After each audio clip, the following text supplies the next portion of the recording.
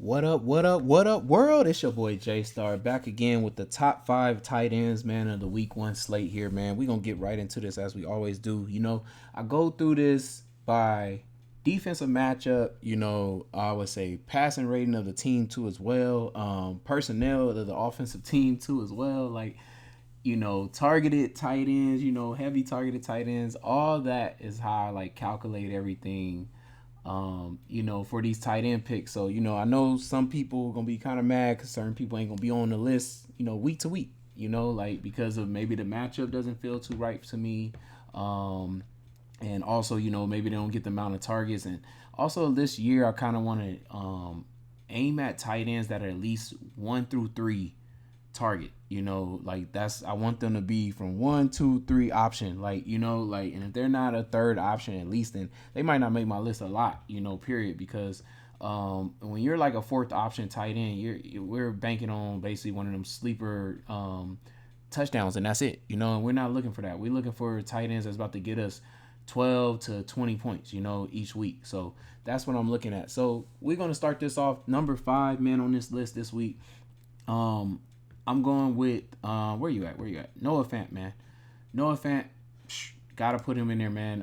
Playing like I said, a style of defense that I like. Rams play, very heavy zone, but the type of zone they play opens up a lot for the tight end. And I definitely think he's got to be at least the third option, long as JSN is out. So I feel like we catch a break here because normally he might not be on my list, because of the fact that they have 3 weapons now that I feel like they will be doing 1, 2, 3 options with all their receivers. But with JSN looking like he more likely won't be playing this week, I got Noah Fant in there as at least a third option here. I definitely know he's still probably not the 2 option, but because he is a third option, I can see him getting 4 to 6 targets in this game and actually getting a touchdown too as well. So definitely for 3,100 too. Yeah, great play for top 5. Like I said, to be in the top 5 this week. After that though, we move up quickly here. I skip out on Logan Thomas and stuff like that. I know he's in a great matchup, but the questionable. I don't know if McLaurin is there too. If McLaurin is going to be healthy to play that game, then he moves out of being a third option. Now, if McLaurin is out, then yeah, we could probably sneak back, a Logan Thomas like as a top 6 play, But since I don't think he is, I gotta go up here to Juwan Johnson, man. Number 4, man, Juwan Johnson. He has a great matchup. Tight ends did really well against Tennessee, and they got a lot of yards against them. So, and since he is a converted, receiver into tight end, I feel like yeah, we definitely know he's gonna have, he has a high A dot anyways. He goes down the field 6'4", 2 in height, so you got the height advantage. And put him with any linebacker, I believe he's going to beat them. So I definitely feel like he has just a great matchup. He has Carr too at quarterback now, so he should catch a lot more deeper type throws and stuff like that. This whole game just benefits him a lot. He could have even been up higher, on some other lists, I feel like he would probably be. But I feel like he's definitely, if not the second option due to Michael Thomas, he's definitely the third option here, but he's definitely second option to me on this team when it comes to deep throws. Like if you're talking about explosive plays deep down the field, he's probably going to be their second weapon. I know they got Rashid Shaheed, but it looks like he's hurt too, so we could be also another tight end where we're benefiting off of something like that. And I think his targets will be at like a 6 to 7 range, man. I think throughout the whole season period. So I like him a lot, and he's also looked at in the red zone too. So I think we can benefit from both of those things. And so I got him, 4th on the list there, man. Skipping a Kongwu here, and we're going up to, let me see, do I want him first? Man, I think I'm gonna go ahead and say Greg Dulcich is my third play here. I really like him knowing this game, man.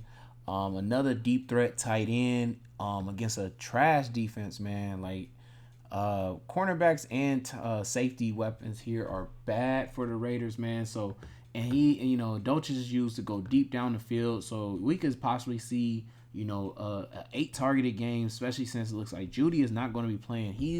That's why he's up higher. Like I said, he almost should be number 2, really. But because we're talking about 1 and 2 weapon here, like Sutton and then him. Like, so we're looking at a high volume of targets in this game for him, and going against a weak defense. So I'm expecting Dolchich to hit like big, no more near the 15 to 20 range, really. So got him on there at number 3, man. So we're gonna keep it moving though. My next tight end here, man. I know probably people thinking it's Pitts or something like that, but I gotta go with Goddard, man. I gotta go with Goddard, y'all. He's just in a great game, man. Like New England, they play, zone and man, but a lot heavy man there, and they give up the tight end. They really do. They don't put a lot of what do I say, attention to the tight end position. They're always like, we know they try to stop at least one main weapon, which I don't know exactly who they think they're going to be able to stop here, because Hurst is going to have a lot of time in the pocket to just see the field. But if they are just, doubling AJ or something like that and trying to let Devontae go to work, with one-on-one or something like that, or in a zone, Goddard is just going to have the least amount of attention. I just see him being wide open, man. And if we can get, something around 7 to 6 targets for Goddard, I'm thinking we're looking at a 15 to possibly 18 points here for him, and getting a touchdown too. So definitely got to put him at number 2. At number 1, man, it goes to TJ Hockenson, man. Hopefully, we get a full practice, before it come Friday and things like that. But definitely he's in the best position, man. The linebackers are old here on Tampa Bay.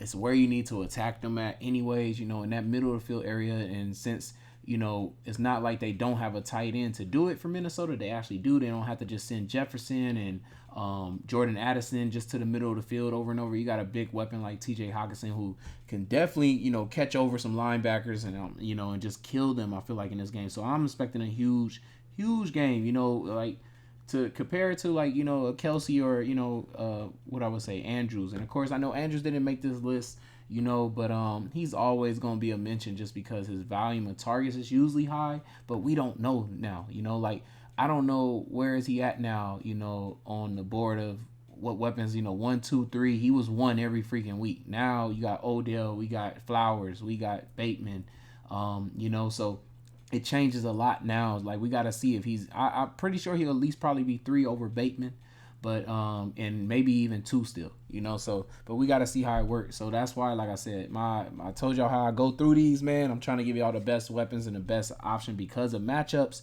and like I said, target percent and stuff like that, yards per route run, all that different things, man, all the different notes that I be taking, man. So like I said, TJ Hockenson makes it at the top of this list, man. Hope y'all, get some lineups in with him and, be able to hit this weekend. I'm out, though. Peace.